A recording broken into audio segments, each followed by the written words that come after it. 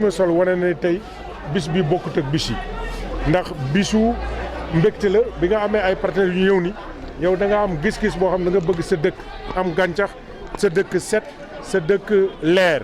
moo am ay partenaires yu ñëw yu mel ni Sonatel nga xam ni ay partenaires yu ñu ràññee la ndax entreprise la boo xam ne aussi dafay entreprise boo xam ne dafa nekk fierté nationale parce que boo gisee Orange ñëw lëkkaloo ak moom mooy dafa am leadership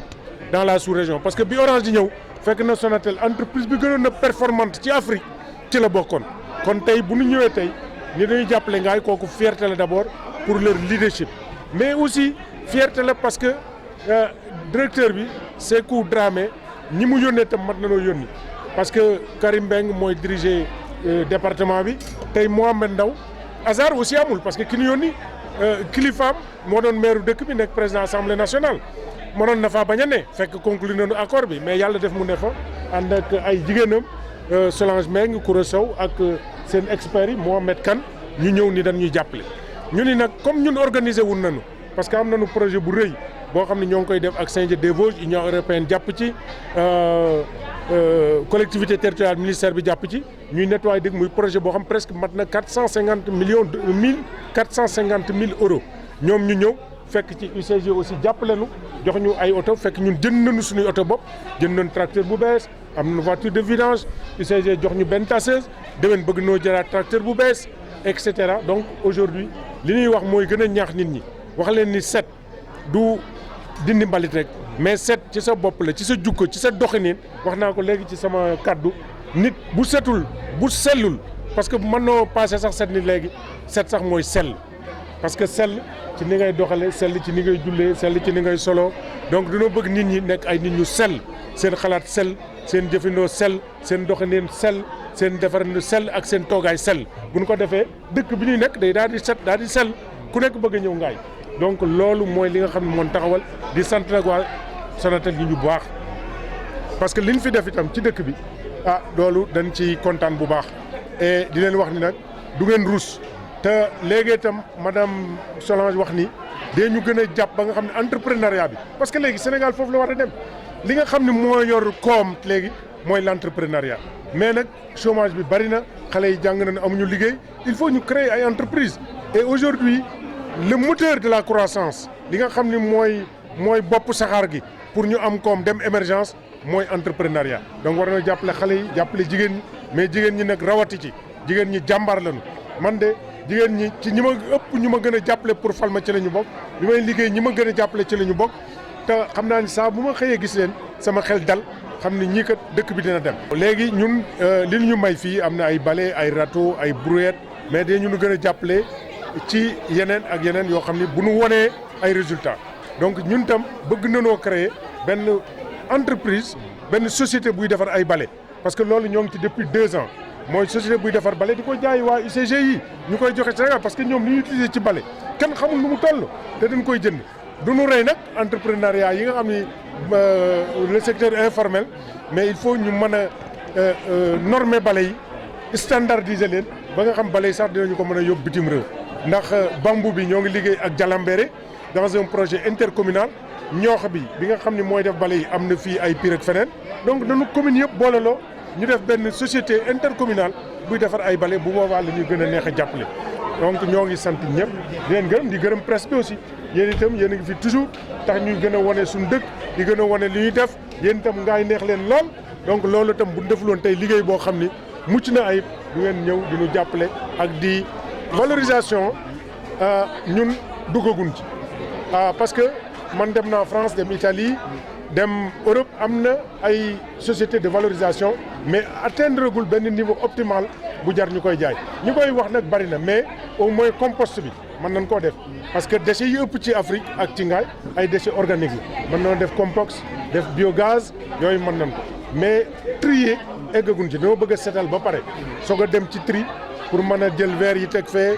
weñ yi teg fee organique yi teg fee donc ñun yàkkamtiwuñu donc le Senghor daan na wax ndànk-ndànk mooy jàpp golo ci ñaay kon dañuy def ndànk ba dëkk bi set ba pare ñu soog a passer au tri et projet Union européenne boobu ma wax ñoo ngi ñuy defaral benn dépotoir normé boo xam ni dafay respecter le code de l'environnement ñu def li ñuy wax environnement évaluation de l'impact environnemental et bu boobaa du tee projet bi UCG am ñu war a dem Tivaouane dañ ciy bokk mais nag nga am loo xam ne yaa ko moomal sa bopp téye ko bés bu projet bee tëlee ñu daal di jël suñu projet ñun doxal suñu dëkk donc am suñu autonomie donc loolu moo tax duggaguñu ci valorisation mais compost bi biogaz bi loolu intéressé nañu wax nañ ko ANER am nañu fi aussi ci énergie propre benn usine boo xam ne ñun ñooy defaral suñu bopp suñu lampadaire nekk ci biir dëkk bi ñun ñoo ko moom waaye nag leerewul comme lampadaire yi tubaab yi indi mais nag lan ma ci waxee ba ma waxee ANER ñoo ngi ciy xaar ñu jox ñu notifié nañ ñu ñoo ngi xaar ñu indi ko ñu bu ñu ko gisee mu nekk benchmarking ñu gën a defar suñuy lampadaire ba suñu unité bi mën di retourner ay lampadaire Sénégal ba kenn dootul dem di jëndi ay lampadaire aussi ci biti donc coopération dafa am maanaa ñoo ngi leen di sant on est très fiers de la Sonatel en tant qu'entreprise parce que c'est une entreprise qui gagne et nous vous soutenons et nous voulons que les Sénégalais vous soutiennent et pour que l'on gagne. maa ngi tudd Mohamed Ndaw donc directeur des relations extérieures ànd fekk délégation bu takku bu composé madame Rokhaya Solange Meng bi taxaw ni mi ngay xam ne mooy toppatoo tout ce qui est responsabilité sociétale d'entreprise ak partenariat ànd fekk madame Koura Sow bi nga xam ne aussi mooy toppatoo lépp luy développement durable maanaam mbirum lutte contre l'insalubrité ak gestion de l'environnement ainsi de suite donc tey suñu ñëw bi tey duñ ne guléet parce que ñëwoon nañ fi daaw jàppale mairie bi ak suñu partenariat bi ñu signé ak moom ak UCG lutter contre l'insalubrité def ay corbeilles nettoyer les dépôts sauvages ren ñu dellu si waat indi matériel bugg continuer loolu parce que comme ni ko chef de l'État waxee daf ne dafa bëgg Sénégal 0 déchet ñun loolu Sonatel commencé nañ ko démb at mairie yu bari mais dañu gis liggéey bi waa Ngaye def ñu ne attends ñu gën a jàppale waa Ngaye ba nga xam ne bu ñu atteindre objectif yi yeneen communes yi dinañu basé wu ci Ngaye pour mun a def li ñu def loolu moo ñu fi indi tey te gis nañu aussi jigéenu Ngaye ni ñu xarañe ci wàllu liggéey ci wàllu entreprise gis nañu aussi yenn cordonniers yi ni ñu jàppe ci cuir bi loolu yëpp tey aussi ñu ñëwoon xool yan partenariat la ñu mën a tisser pour le développement du Sénégal pour jàppale Sénégal loolu daal moo ñu fi indi tey. Merci beaucoup. Bon, vous voyez comme je suis habillé en casquette, c'est un symbole assez fort parce que nous venons aujourd'hui de lancer une opération très importante qui consiste à consolider et à pérenniser les acquis d'une opération qui s'est déroulée l'année passée avec la Sonatel et l'UCG et que la Sonatel a intitulé savamment And Defar Sunu Gox. Et aujourd'hui nous procédons à la réception d'un don de matériel et d'équipement destiné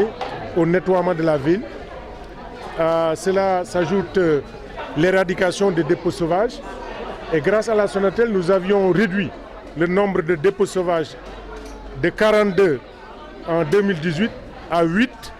en 2019. Nous espérons qu'en 2020, il n'y en aura plus ou tout au plus, il y aura un seul dépôt. Et la Sonatel a décidé de récompenser les résultats, les bons résultats obtenus par la commune de Mékhé parce que And Defar Sunu Gox avait été lancé dans beaucoup de communes et l'appréciation a montré que nous avons bien travaillé. Et nous comptons travailler davantage et mieux. Et nous ne voulons pas que nos partenaires soient déçus parce que le partenaire, il met son temps, son argent, donc ses ressources pour aider. Et wolof dafay wax ndimbal na ci fekk loxoy borom. Et aujourd'hui, nous sommes très heureux de les accueillir, d'accueillir la délégation dirigée ici par Mohamed Ndaw, envoyé par le directeur général de la Sonatel, M. Sékou Kaba, à qui nous... Sékou Dramé, pardon. Parce que j'avais un ami qui s'appelait Sékou Kaba à la base. Sékou Dramé, à qui nous convoyons tous nos remerciements et toute notre gratitude déférente. Et nous remercions également le directeur Karim Beng et toute la délégation de la Sonatel avec Solange Mbeng, Koura Sow, Mohamed Kane et Aline Badara. Aujourd'hui, Ngaye Mékhé veut rester fidèle à son slogan de ville verte, illuminée et propre, VIP. Et en nous aidant à matérialiser notre vision, on nous aide à promouvoir un développement durable. Je remercie les femmes qui portent les balais et qui sont les groupements de femmes qui balaient la ville. Nous remercions les bonnes volontés et nous remercions tout le monde. Et nous voulons que cette action de nettoyer la ville soit matérialisée également par la création de petites et moyennes entreprises dont peut-être la plus importante sera le financement et la mise sur pied d'une unité de fabrication de balais pour l'UCG, pour l'ensemble du Sénégal. Alors nous, on a fait des investissements conséquents sur le budget de la municipalité avec l'acquisition d'un tracteur neuf, avec une citerne, et l'UCG nous a renforcé également avec une benne tasseuse. Et nous comptons en 2020 acheter également notre tracteur. Et nous avons des partenariats avec le soutien de l'Union européenne, avec la ville de Saint-Dié-des-Vosges, avec le ministère des collectivités territoriales. Nous avons un autre projet de nettoiement de la ville pour près de 400 000 €. Et donc, de partout, l'UCG nous soutient également directement. Nous avons donc des coopérations bilatérales et des coopérations multilatérales pour aider Mékhé à devenir propre, à devenir verte et à devenir illuminée. Bon, je crois que j'ai parlé de l'action citoyenne. Quand j'ai parlé des femmes, j'ai parlé de façon inclusive. Les groupements de balais, c'est toute la population. Donc, il y a une conscientisation. Et nous avons mis dans les quartiers les conseils consultatifs de quartier. Je crois que nous sommes l'une des rares collectivités territoriales à disposer de conseils consultatifs de quartier. Et nous avons le conseil consultatif des sages également, et qui permet de coordonner l'ensemble des activités et de conscientiser les populations. Parce que si c'est la municipalité seule, elle reste politique. Mais si c'est la mairie globalement, la municipalité, pour des actions citoyennes, il faudrait que l'on puisse avoir une approche participative et inclusive qui ne tient pas compte des appartenances politiques. Et aujourd'hui, la formation, la sensibilisation, la création de micro-entreprises dans le nettoiement nous permet de fédérer les mentalités, mais aussi de les changer. Et comme disent les Anglais, paradigm shift. Il faut changer les perceptions, changer les façons de voir pour arriver à une bonne gestion des ordures dans la ville. Et c'est ce que nous sommes en train de faire. Gérer la collecte, gérer le nettoiement d'abord, le balayage, le nettoiement, la collecte, les dépôts et le transport évidemment. Donc nous sommes en train de faire ça.